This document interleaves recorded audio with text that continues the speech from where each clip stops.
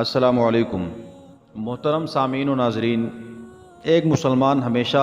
یہ چاہتا ہے کہ اس کی زندگی کے اندر خوشیاں آئے، چین سکون راحت اطمینان اس کو نصیب ہو، اور اس کی زندگی کے اندر جو مشکلات ہیں، جو مصائب ہیں، جو آزمائشیں ہیں، جو تکالیف ہیں، جو بیماریاں ہیں، وہ ساری دور ہو جائیں۔ تو ہمیشہ ایک مسلمان اللہ تعالیٰ سے ان چیزوں کی دعائیں کرتا رہتا ہے۔ تو آج آپ کو میں بتاؤں گا کہ کون سے اوقات ہیں جو احادیث سے ثابت ہیں، حضور علیہ الصلاۃ والسلام سے ثابت ہیں کہ ان مخصوص اوقات میں اگر کوئی دعا کی جاتی ہے تو وہ ضرور بھی ضرور اللہ تعالیٰ قبول فرماتے ہیں۔ تو آج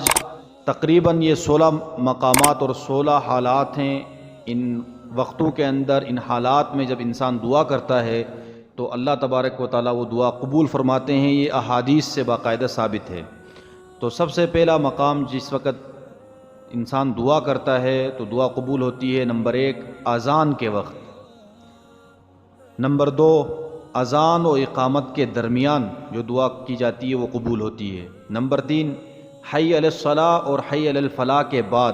لیکن یہ اس شخص کے لیے جو کسی مصیبت میں گرفتار ہو تو اس وقت جب دعا کرے گا تو وہ مصیبت سے اس کو چھٹکارا نصیب ہوگا،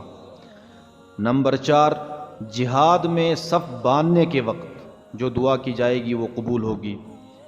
نمبر 5 جہاد میں گھمسان کی لڑائی کے وقت، نمبر 6 فرض نمازوں کے بعد، نمبر 7 سجدوں کی حالت میں جو دعا کی جائے گی وہ قبول ہوگی۔ لیکن یاد رکھیے یہ سجدے نوافل کے اندر جو سجدے ہیں اس میں دعا کی جا سکتی ہے، لیکن فرض نمازوں کے سجدوں میں دعا نہیں کرنی ہے۔ اور نمبر 8 تلاوت قرآن کے بعد اور بالخصوص ختم قرآن کے بعد جو دعا کی جاتی ہے وہ قبول ہوتی ہے، نمبر 9 آب زمزم پینے کے وقت جو دعا کی جاتی ہے وہ قبول ہوتی ہے، نمبر 10 میت کے پاس حاضر ہوتے وقت، یعنی جو شخص نزع کی حالت میں ہو اس کے پاس آنے کے وقت بھی دعا قبول ہوتی ہے، نمبر 11 مرغ کے آواز کرنے کے وقت، نمبر 12 مسلمانوں کے اجتماع کے وقت، نمبر 13 مجالس ذکر میں، جس مجلس میں اللہ کا ذکر ہو وہاں جو دعا کی جاتی ہے وہ قبول ہوتی ہے، نمبر 14 اقامت نماز کے وقت، نمبر 15 بارش کے وقت۔ امام شافعی رحمہ اللہ فرماتے ہیں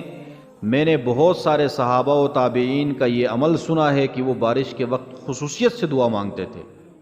اور نمبر 16 بیت اللہ پر نظر پڑنے کے وقت۔ تو یہ وہ 16 مقامات ہیں جہاں پر دعا کی جائے تو اللہ تعالیٰ ضرور بھی ضرور قبول کرتے ہیں، یہ باقاعدہ احادیث سے ثابت ہیں۔